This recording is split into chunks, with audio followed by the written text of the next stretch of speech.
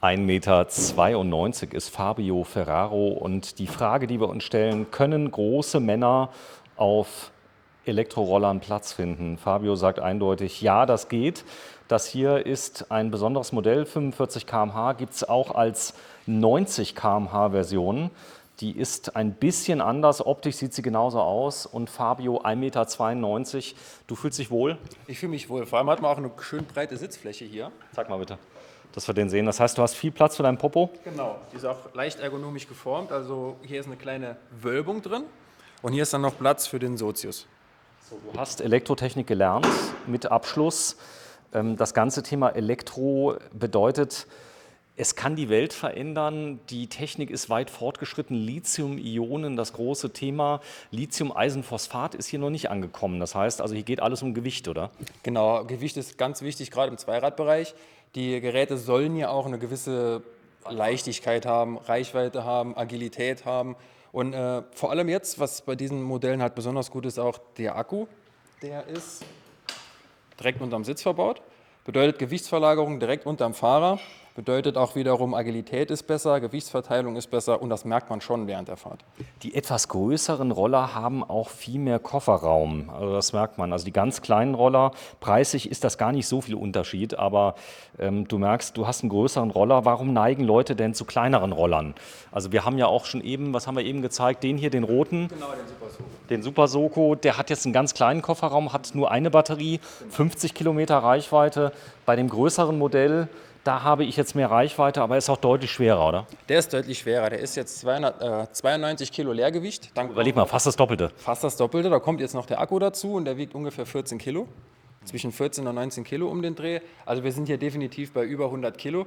Und man kann auch in dem Fall hier noch einen zweiten Akku dazu holen. Okay. Du hast viel Technik. Die 45 km/h Version unterscheidet sich technisch nochmal deutlich. Sie hat nämlich einen Mittelmotor. Hier hast du einen Hecknabenmotor mit drauf.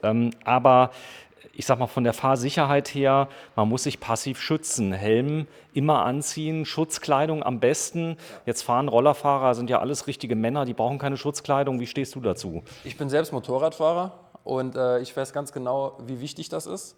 Ich habe schon viele Unfälle auch von Freunden mitbekommen und da ist es egal. Ich habe mich auch früher mit 15 Jahren bei 30 km/h schon aufs Gesicht gelegt und das ist definitiv nicht ohne. Also die Tapete war ab mit meinem T-Shirt, meiner kurzen Hose.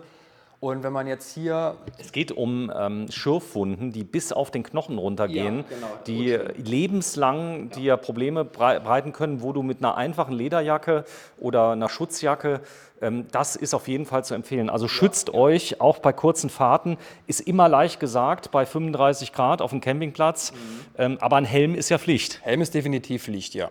Auch bei 25 km/h Mofas definitiv Pflicht. Okay, verstanden. Preis hier, wo liegen wir ungefähr bei dem? Hier liegen wir bei 3.350. Plus minus, ihr seid Fachhandel, bedeutet, ihr kriegt die Dinger ja nicht fix und fertig aufgebaut, sondern die stehen jetzt erstmal hier. Ja. Ist der Aufbaupreis mit drin? Nee, da kommen noch Logistikkosten dazu. Wir müssen ja selbst die Logistik bezahlen, dann kommen die Roller hier an, wir müssen sie auspacken und das ist sehr viel auszupacken. Wir müssen den ganzen Müll entsorgen, wir müssen sie Zeit teilweise dafür? zusammenbauen.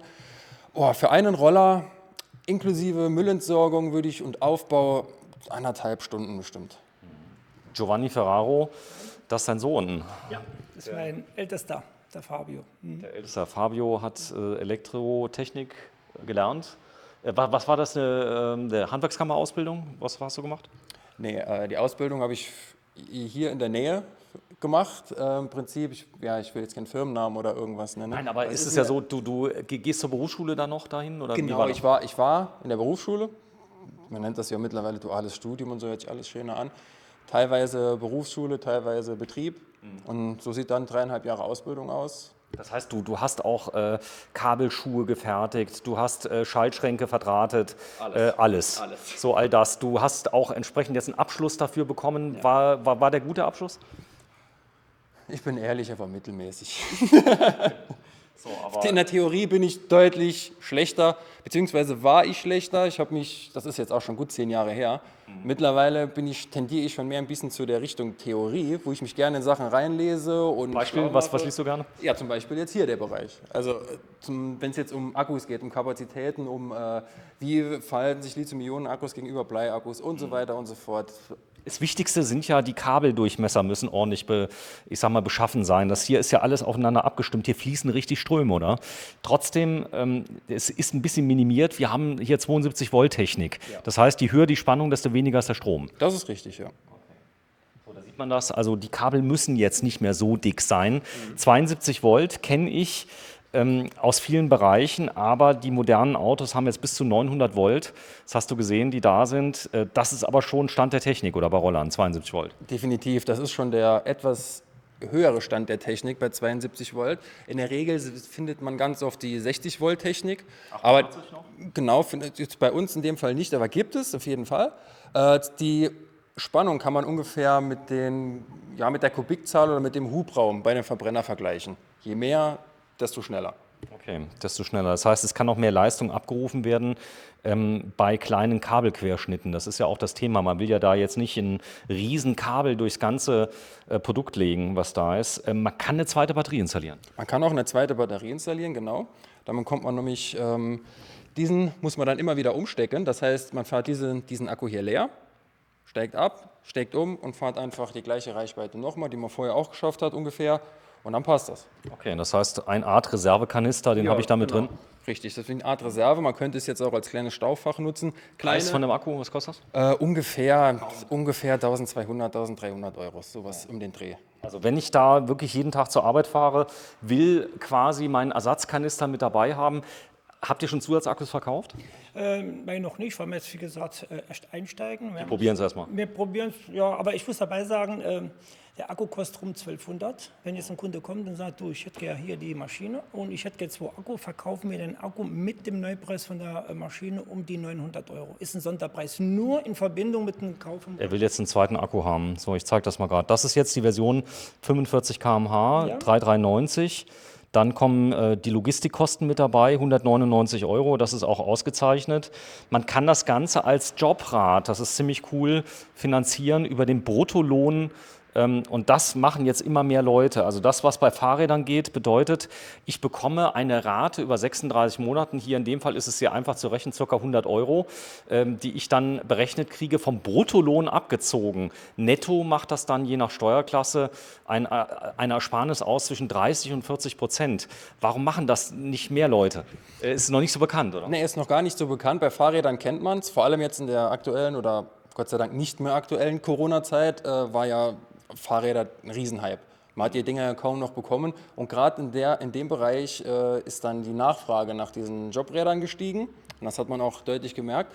Aber mit Rollern ist das bei uns, zumindest im Saarland, noch gar nicht so angekommen, aber da wollen wir jetzt hin und da sind wir auch schon dran. Das heißt, das, was ich beim Fahrrad immer wieder moderiere, also Nico zum Beispiel, We Recycle oder Kai Gimmler mit Jobrad und Jobleasing und wie sie alle heißen, da gibt es ja mittlerweile 20, 30 Firmen, das gilt auch für die Roller. Das geht dann auch in Zukunft für die Roller, genau. So, jetzt kann man bei dem hier ein großes Kennzeichen, wenn du mal gerade deine Handynummer rausnimmst, dann zeigen wir das mal gerade. Du kennst ja die Versicherungskennzeichen, aber der Halter ist jetzt schon groß. Das hat einen Grund. Ja. Der Halter hier ist schon groß. Man kann auch ganz einfach hier ein großes Nummernschild montieren, bedeutet freiwillige Zulassung machen. Nochmal, 45 km/h und großes Nummernschild. Großes Nummernschild Das, mit 45. das weiß aber auch keiner, oder? Das wissen nicht viele, nee. Man sieht es auch sehr selten. So, das ist jetzt ein 45er Roller mit großem Kennzeichen. Man kennt das noch früher, als du mal jung warst. Du kannst dich noch daran erinnern? Ja, Da gab es die 50er gab's mit großem Kennzeichen. Das war das Gleiche, oder? Richtig, wir haben die 80er genannt, die 50er mit großem Nummernschild und dann durfst du 80 km/h fahren. Ist identisch das Gleiche und das Gesetz ist auch geblieben. Es ging nur unter im Verbrennerbereich und seit es diese Prämie gibt, kam irgendjemand, schlauer Mann, raus und sagt, freiwillige Anmeldung darfst du machen. Ich bekomme eine Zulassung wie beim Fahrzeug, beim Auto und damit kann ich die Prämie. Aber du kriegst dann bis zu 360 Euro zurück. Ja. Also ich kann Jobrad machen. Ich krieg's vom Bruttolohn abgezogen. Ja. Finanziere das Ganze. Das Abwickeln könnt ihr machen. Der Arbeitgeber muss einen Rahmenvertrag haben dazu, ja. Oder wenn ich selbstständig bin, kann ich es auch gleich machen. Dann gibt es noch eine THG-Prämie. Das heißt, ich fahre das Ding fast umsonst, oder? Ja, es kommen noch einige Sachen dazu. Zuerst mal Jobrad. Ist der falsche Begriff? Jobroller. Wir wollen in unserem Bereich ja bleiben. Ich bin gerade dabei, die Verträge abzuschließen. Na, es ist neu auf dem Markt. So, nicht nur Arbeitgeber dürfen das machen. Wenn du jetzt sind und bist selbstständig, Sven, darfst du auch einen Jobroller dir kaufen. Du musst nicht einen Arbeitgeber haben. Du als Selbstständiger, wie Steuerberater und so weiter, können sich selbst sowas leasen. Und dann reden wir von fast 46% Ersparnis über die 3 Jahre. Plus diese Prämie. Und die Arbeitgeber freuen sich natürlich darüber. Und dann die Ersparnis durch den Sprit. Also es ist eine Aber 0,25% muss ich noch versteuern, oder? die muss ich 0,25 ist für die E-Prämie. Bei 3.000 Euro wären es, jetzt will ich mal gerade, ungefähr 7,50 € im Monat, korrekt? Richtig. Wenn du das hinkriegst, nur 3 Jahre verkaufst du diese Maschine. Ja. Wenn du die Maschine nur 3 Jahre verkaufst, plus diese Prämien und alles, dann bist du für umsonst gefahren im Prinzip. Weil der Restwert, den vergessen ja sehr viele Leute, der Restwert ist ja noch da bei dieser Maschine, sind ja sehr hochwertig. Wenn ich das verkaufe oder gibt es in Zahlungen, kauft sich den nächsten, ist er wirklich für 3 Jahre. Also kommt vorbei.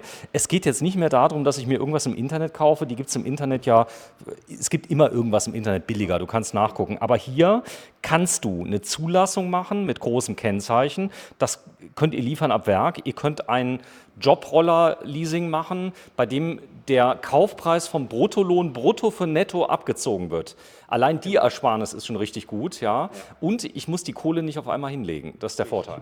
Und vor allem der größte Vorteil, den wir auch noch haben, ist den Full Service. Das heißt, wenn ich jetzt so ein Teil bei irgendeinem Versandhändler kaufe und habe dann ein Problem damit, dann geht's los. Dann wendet man sich an den Versandhändler, der sagt, ja, wenden Sie sich an den Hersteller. Und dann geht's los. Dann ist man teilweise schon Wochen über Monate beschäftigt, überhaupt ein Ersatzteil zu bekommen oder den Fehler zu finden. Jetzt ist der Laden aber ganz neu. Wie kann ich denn Vertrauen haben, dass ihr in 3 Monaten noch da seid?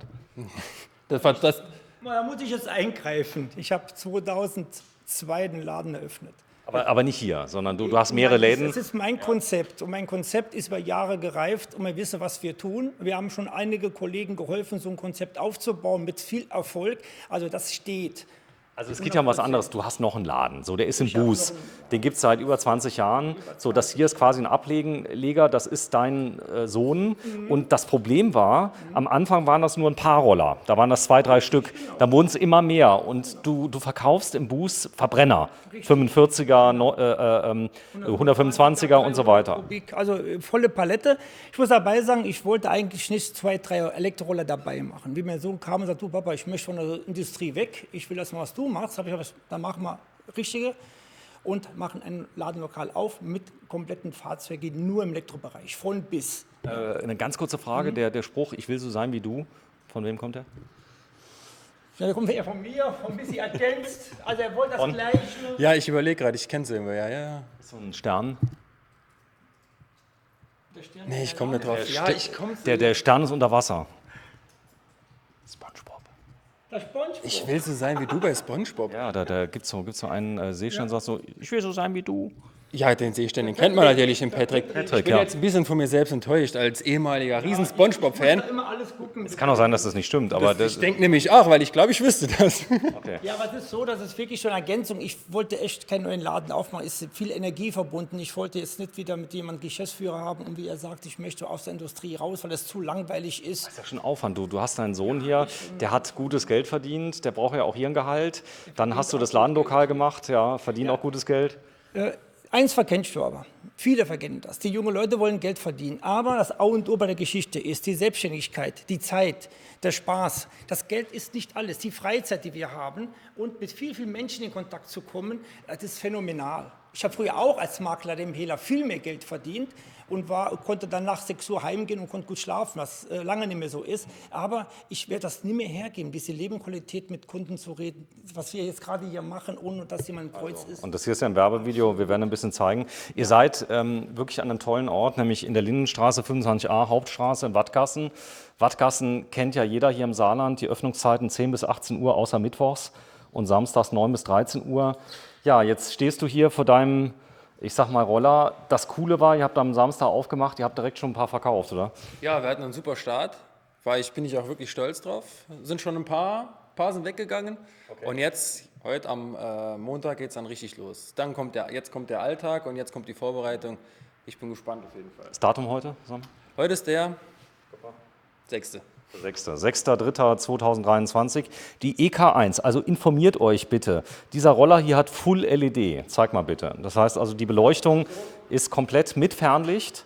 Die Farbe weiß ist gesetzt oder gibt es verschiedene Farben? Es gibt natürlich verschiedene Farben. Ganz da hinten im Schaufenster steht der Orangene, Orange Matt. Ich zeig mal, hier ist Blau. Blau Matt steht draußen. Es regnet, ist das schlimm? Tut ihm das weh? Das tut ihm nicht weh. Tut ihm nicht weh. Hier vorne ist Orange. Das ist Orange Matt, das ist ein richtiger Hingucker und eine totale Trendfarbe, finde ich, die da ist. Also mir hat sie extrem gut gefallen. Orange Matt ist hier mit dabei. Und das Ganze gibt es dann auch noch in Schwarz. Genau, für die gediegeneren, das sieht natürlich auch ganz schön aus. Alles einheitlich, Black Beauty. Sieht natürlich dann, wenn man jetzt das LED-Tagverlicht noch einschalten würde, mit dem schönen Weiß, das hat schon was, ja. So, ihr habt hier Seitenleuchten, die sind in Deutschland nicht erlaubt. Aber es soll im Internet eine Anleitung geben, wie man die wieder anklemmen kann. Ihr warnt davor, macht es nicht, aber es geht. Es geht theoretisch, ja. Erlaubt ist es nicht. Deutschland. In Deutschland ist übrigens alles erlaubt, was nicht verboten ist. Weißt du das? Das stimmt. Man glaubt es kaum. Nee, man würde es nicht glauben, nee. So, jetzt gehen wir hier mal gerade einmal zu dem, damit es jetzt einmal angeschaltet ist, zu dem schönen Licht. Tagverlicht machen wir mal kurz an. Das ist Tagverlicht. Das heißt, du wirst gesehen, auch jetzt ist ja so diesiges Wettermoment gerade draußen. Richtig, ja. Das ist immer an. Also das ist immer an, beziehungsweise kann man hier noch das Abblendlicht dazuschalten. Jetzt ist es sogar schon mit Fernlicht. Machen wir das wieder aus.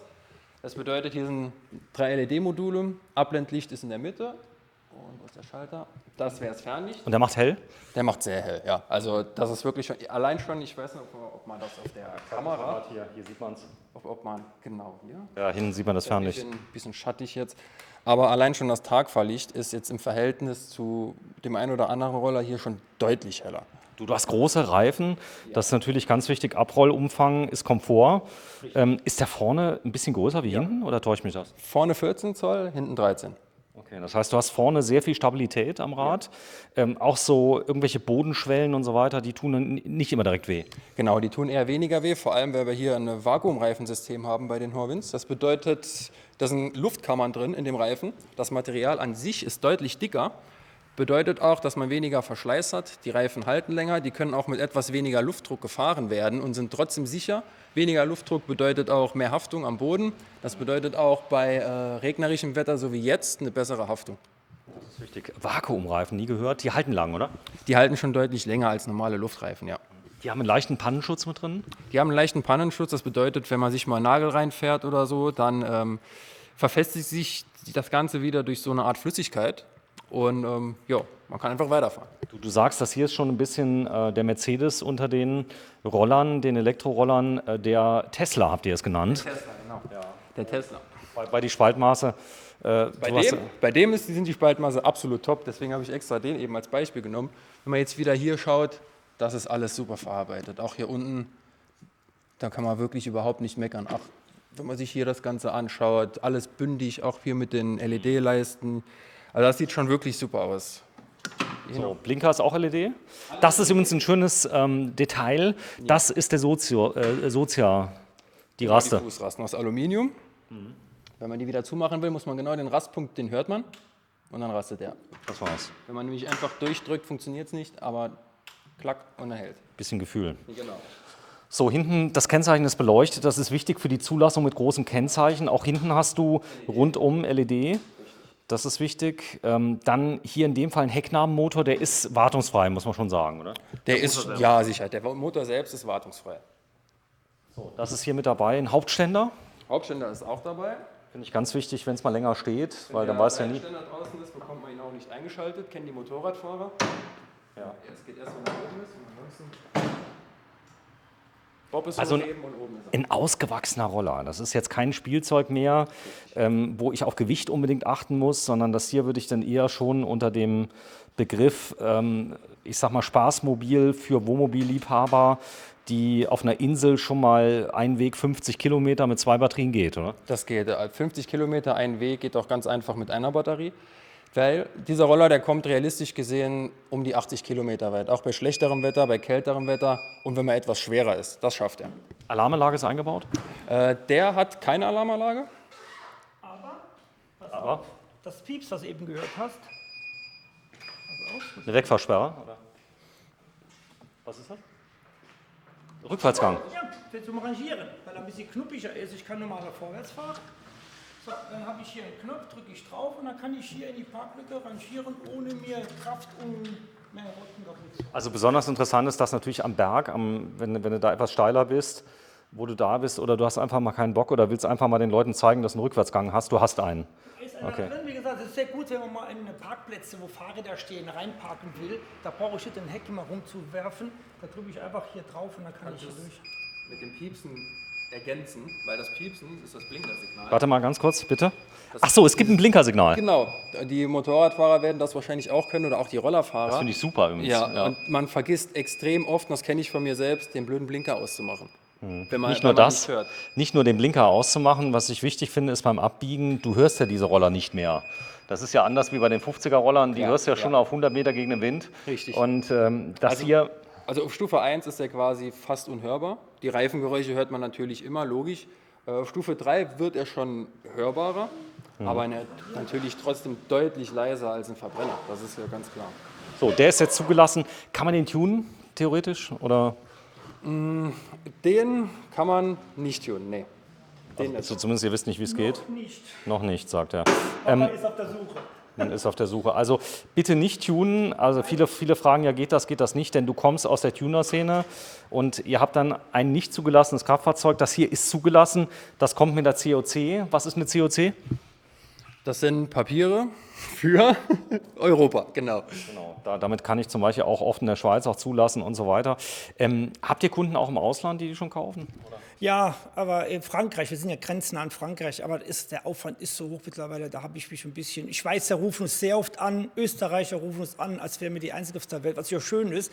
Aber alles, was nicht EU-Länder ist, ist schon schwierig. Österreich ist EU. Schweiz nicht.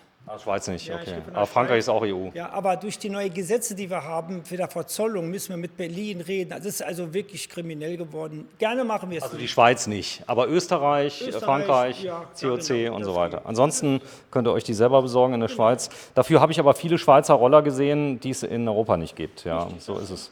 Zeig mal, hier vorne ist noch ein kleines Fach. Was kann das? Genau, das ist, wird durch einen kleinen Magneten gehalten, geht auch super einfach auf. Hier drin ist noch ein USB-Anschluss, das heißt, da kann man eine Powerbank, ein Handy, irgendwas laden, was man gerade mitholt und geht auch an ganz schöne Motor. Ich kann es unterwegs laden, das heißt, ich kann das Ladekabel mitnehmen. Das hier ist ein Taschenhalter? Oder was? Ja, ist ein kleiner Taschenhalter, 1 bis 2 Kilo kann man da schon dranhängen, ohne Probleme, würde ich empfehlen. Viel mehr eher nicht, ist natürlich alles viel Kunststoff in so Bereichen, aber er ist trotzdem praktisch. Der ist wirklich aus dem Verbrenner noch geblieben. Dieser Helmhaken hat man früher genannt bei Verbrenner. Jetzt hast du viel Platz drunter, du hast es eben schon erwähnt. Da kam ich ja gleich mit der zweiten Batterie. 45 km/h. Das Ganze gibt es auch als 90 km/h Version. Und hier sieht man das Display. Das Display ist ganz bewusst LCD gewählt, denn die Sonneneinstrahlung spielt jetzt keine Rolle mehr danach. So, jetzt sieht man. Sonneneinstrahlung eher weniger. Es ist das Einzige, was durch diese extremen Hochglanzoptiken, wenn die Sonne voll drauf knallt, dann reflektieren die schon leicht. Das muss man halt dazu sagen. Aber es ist trotzdem alles optimal ablesbar. Das ist wichtig. Gerade LCD ist, wenn die Sonne noch so stark erscheint, das hilft eher. Also das ist der. Ja, hier sind wir. Wir sind in Buß, hätte ich fast gesagt. Nein, wir sind diesmal in Wattgassen, nämlich in der Lindenstraße 25a. Der Giovanni Ferraro, als hätte er nicht genug Arbeit, gerade die 60 überschritten und hat noch einen Laden aufgemacht. Das ist dem aber geschuldet, dass du sagst, in dem anderen konnte man beides nicht mehr professionell darstellen, oder? Eben genau. Deswegen habe ich entschlossen, 2 Läden zu machen jetzt. Und natürlich bin ich ja nicht auf den Kopf gefallen. Der jüngste Sohn ist im Buß. Ich gebe noch 2 Jahre, da werde ich ein bisschen wieder zurücktreten. Mehr im kaufmännischen Bereich. Ich gucke mal in 2 Jahren, Ja. wie weit wir sind. Hat auch einen Plan, steckt ein Plan dahinter. Da ist es. Also EK1 und das Ganze könnt ihr ja, hier mit Service, mit allem drum und dran erwerben, dann in Wattgassen. Das war uns die Ladebuchse. Das ist die Ladebuchse, wenn man es dann von außen laden möchte und den Akku nicht rausnehmen. Ist Das bei geht also jedem- drinnen und draußen. Ja, bei jedem Fahrzeug ist es so. Ne? Sehr schön. Also die Schlüssel brauche ich übrigens auch nicht. Es geht auch ohne Schlüssel, glaube ich, kann man wegfahren. Der jetzt nicht, der braucht die Schlüssel. Der hier braucht, der hat kein Keyless-System. Das wäre dann beim EK3, das heißt die L3E, die 125er Version im Prinzip, so wie der dahin. Dann wird es funktionieren, aber der hier hat nur einen normalen Schlüssel. Sehr schön. So, vielen Dank fürs Einschalten. Hier ist German Television und Saarland Fernsehen, Lindenstraße 25a in Wattgassen. Das Ganze seit Anfang März 2023 und das sind die Öffnungszeiten. Tschüss.